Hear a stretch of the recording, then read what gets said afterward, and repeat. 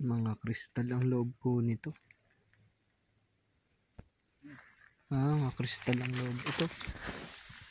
Sayang yung nandito kanina na kabibi. Ito solid po. Bilog na bilog. Hindi ko nga lang talaga makuha. Pero bilog na bilog.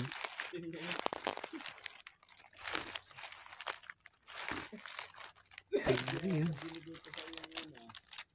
Bilog na bilog.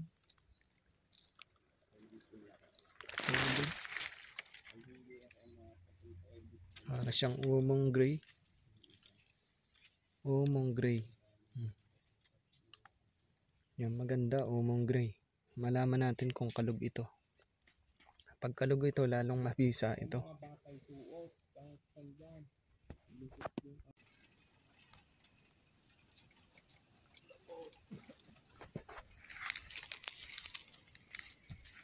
May nakalak. Ito pong malaking tagusan, iniwan ko na lang. Pero maganda sana ang pang-altar po yan. Yan pong kinukuha ko para siyang maliit na mutya. Pero iniwan ko na rin at hindi ko na rin po makuha. Talagang hindi nga pinagkaloob. Malaki po yan. Kaya iniwan ko na. Ito naman, nakakita tayo dyan ng alog na maliit na bato. Napakaliit lang po niya. Ayan. Dito naman, pumunta ako dito sa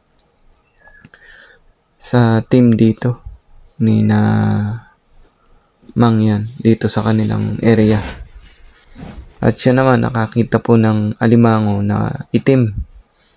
Na may lintang nakadikit.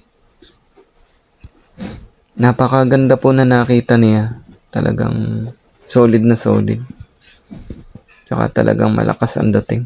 Malakas ang aura. Ayan o, linta. Napaka solid po talaga ng nakita niya. Dito naman nagkita po ako ng mga suka. Mga iniluluwa ng alimango. Na nagiging bato na. Pero yun nga po, halos dumula sa kamay ko. Nung dulas na yun, ayun o, hindi ko na rin po nakita. Talagang bumitaw siya ng kusa. Ayan po, nagkita rin po siya dito ng alog. Hindi ko lang po alam kung alog nga ba yun.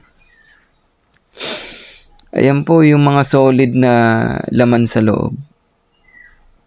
Ayan o. Solid po yan. Talagang siya nagdadala ng kalakasan ng kwan. Kaya po pinagdadala ko rin yung mga nasa loob po niyan. Yan kasi yung pinaka-solid. Yan po ang mutya ng alog na bato. Kaya hindi po ako nang hinayang na hindi ko madala sila. Talagang dinala ko po yan sa bag ko. Yan po yung pinakamatigas na matigas. Siya po yung nagdadala. Siya po yung humihinga sa alog na bato talaga. Kaya sabi ko nga napakaganda po nito pagdating sa labanan. Lis bala, lis patalim sa lahat ng kapahamakan. Dadalhin po kayo niyan sa napakagandang kaligtasan. Kaya nga po, yan, isa rin po itong crystallize.